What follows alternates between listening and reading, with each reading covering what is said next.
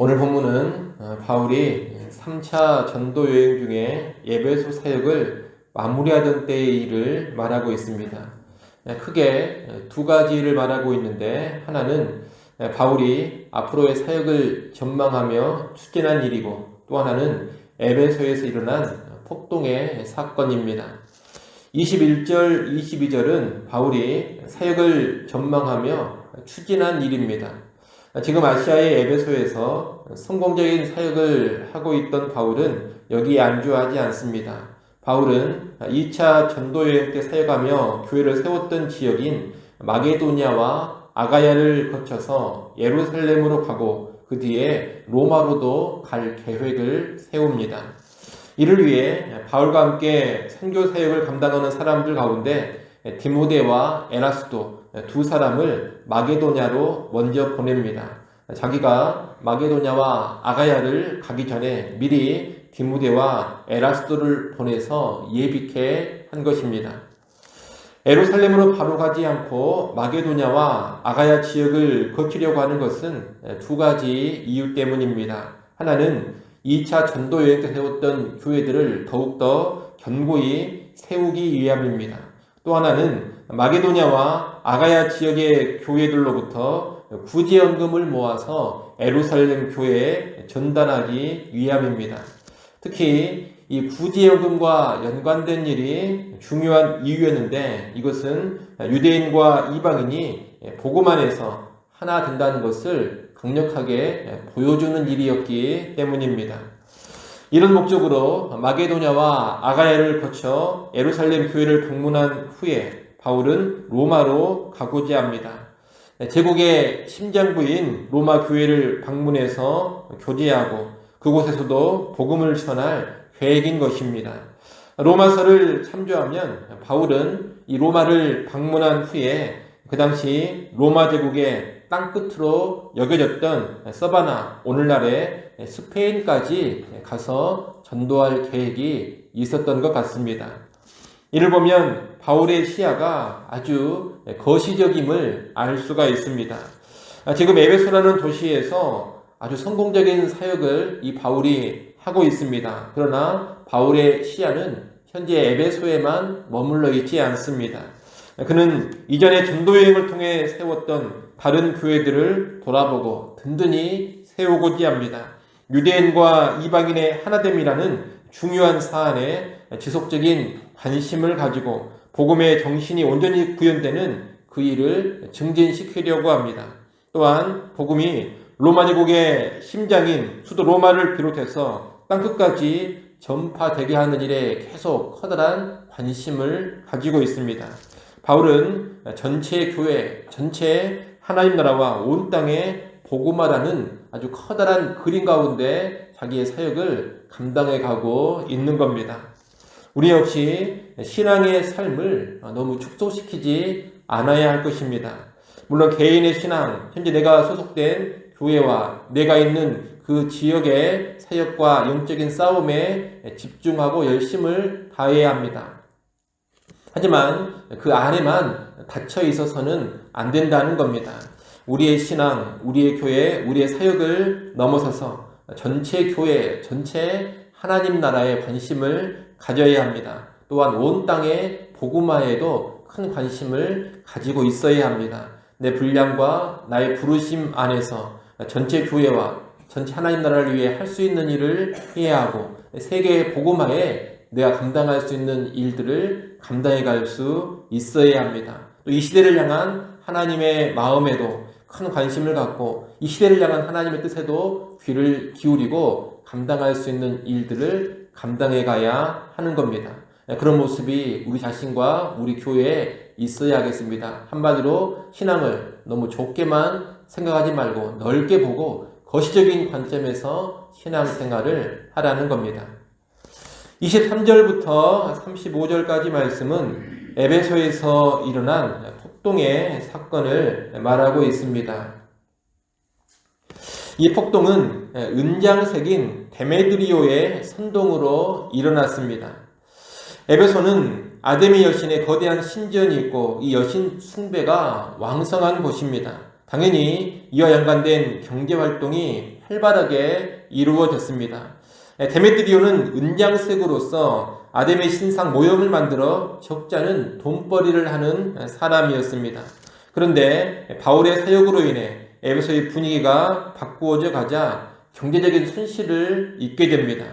바울이 예수님의 복음을 전하면서 우상숭배를 비판하고 참 신이신 하나님 섬길 것을 권했을 때 많은 에베소 사람들이 회개하고 예수를 믿었기 때문입니다.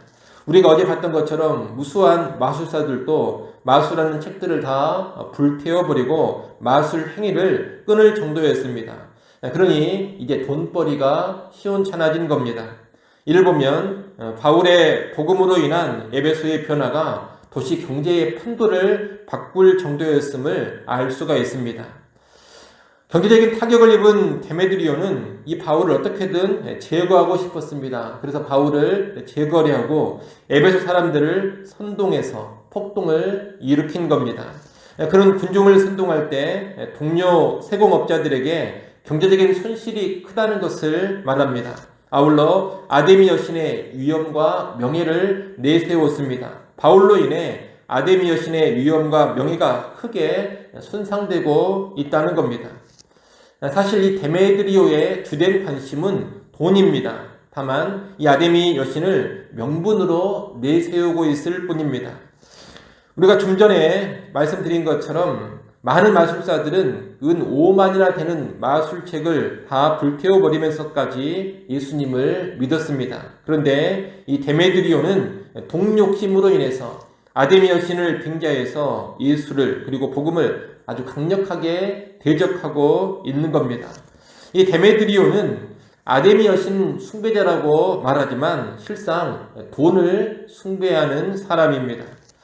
지금도 이런 사람들이 많습니다. 세상에 여러 신과 종교를 말하지만 실상 돈에 커다란 관심을 가지고 있는 그런 사람들이 있습니다. 또 교회 안에도 예수님의 이름을 빙자해서 돈을 숭배하는 사람들이 있습니다. 우리는 그런 사람이 되지 않아야 하겠습니다. 그런데 이 데메드리오의 종교성을 자극하는 선동에 적지 않은 에베소 사람들이 동조하면서 폭동이 일어나 버립니다. 흥분한 군중들은 바울의 일행인 가이오와 아리스다고를 붙잡아서 연극장으로 끌고 갔습니다. 이 상황에서 바울은 위기에 처한 가이오와 아리스다고를 어떻게든 구해보려고 했지만 제자들이 이 바울을 만류합니다. 또 바울의 친구인 에베소의 관리들도 연극장 안으로는 결코 들어가지 말라고 권면합니다. 폭동의 상황 속에서 이성적인 설득이라든가 합리적인 변증이 통하지 않을 것을 알고서 바울을 만류한 것입니다. 실제로 오늘 본문 32절을 보면 이 흥분한 무리들은 군중 심리에 휘둘려서 날뛰고 있음을 알 수가 있습니다. 그들은 왜 이렇게 모여서 흥분하고 있는지도 모른 채 모여 있습니다. 이런 집단적인 광기가 가득하니 바울로 하여금 그 군중 앞에 서지 않도록 만류를 했던 겁니다. 사실 이런 상황에서는 나서지 않고 물러나 있는 것이 지혜입니다. 이런 광적인 폭동의 상황에서는 어떤 지혜로운 말이라든가 합리적인 설득도 통하지 않기 때문입니다. 그런데 이런 폭동의 상황에서 유대인들 또한 당혹감을 느낀 것 같습니다. 왜냐하면 유대인 역시 우상 숭배를 금지하는 사람들이었기 때문입니다. 바울을 목표로 해서 일어난 폭동이었지만 평소에 우상 숭배를 금했던 유대인들도 이 폭동 가운데 위기의식을 느꼈다는 겁니다. 그래서 유대인들은 알렉산더라는 사람을 대표로 내세워서 뭔가 변론을 해보려고 합니다. 하지만 에베소의 군중들은 이 알렉산더가 유대인이라는 것을 알아차리고 아예 말을 들으려고 하지를 않습니다. 대신에 크다 에베소 사람의 아데미와 이런 구호만을 몇 시간 동안 외쳐댑니다. 이런 소란이 2시간 정도 계속되었을 때 서기장이 나서서 진정을 시킵니다. 오늘 본문 35절부터 보면 이 서기장이 나와서 폭동을 진정시키는 장면이 나옵니다. 서기장이란 민회의 의장을 말하는데 그는 아주 지혜롭게 문제를 다루어 갑니다. 그는 분노한 에베소 사람들의 자존심도 세워주고 또 경솔하게 사람을 해치지 않도록 합니다. 고발할 문제가 있다면 정당한 고발과 재판의 절차를 밟아서 처리하라고 권합니다. 아울러 이런 소요는 로마 정부에도 마땅히 보고할 명분이 없기 때문에 부정적으로 여겨질 수 있음을 경고합니다. 로마 정부가 이런 소란으로 인해서 우리 도시에 책임을 물을 수 있음을 경고하는 겁니다. 이를 보면 이 서기장은 아주 지혜롭게 문제를 풀어가고 있습니다. 그리고 이 지혜로운 서기장의 말로 인해서 모인 군중은 흩어지고 소요가 해결됩니다. 우리는 이를 통해서 신중하고 지혜로운 사람, 이성적이고 합리적인 사람을 통해서도 신자들이 보호된다는 것을 알 수가 있습니다. 하나님의 일반 은총 가운데 사리 분별력이 있는 사람은 비록 자기가 예수를 믿지 않는다 하더라도 다른 사람들이 부당하게 교회를 핍박하거나 박해하는 일을 막아설 줄 안다는 겁니다. 그런 사람은 신앙은 같지 않을지라도 교회가 부당한 대우 받는 것을 막아서주는 그런 일을 하곤 합니다. 그렇기 때문에 불신자라고 해서 무조건 교회의 적이나 복음의 원수로 간주해서는 안 됩니다. 이성적이고 합리적인 사람들, 옳고 그름을 판단할 줄 알고 사리 분별력이 있는 사람들은 때로 하나님의 복음 사역에 긍정적인 기여를 하기도 하고 교회를 도와주기도 하기 때문입니다.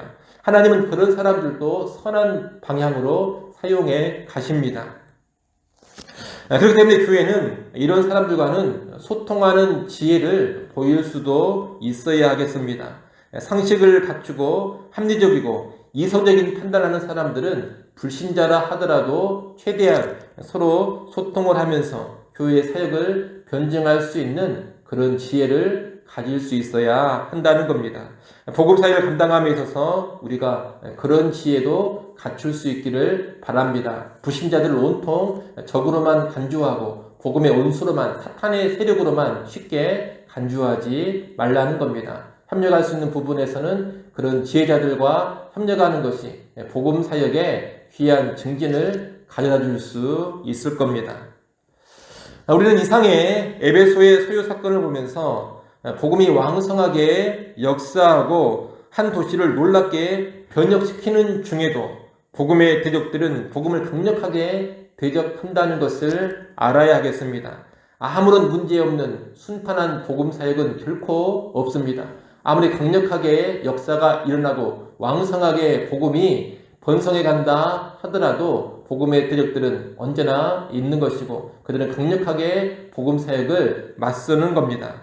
우리는 이것을 알고 복음 사역에 임해야 하겠고 이런 해방 앞에서 하나님을 의지할 뿐더러 지혜로운 대처를 해나갈 수 있어야 하겠습니다. 여하튼 이러한 인식 가운데 복음 사역 오늘날에도 잘 감당하는 우리 모두가 될 수 있기를 소원합니다. 기도하겠습니다.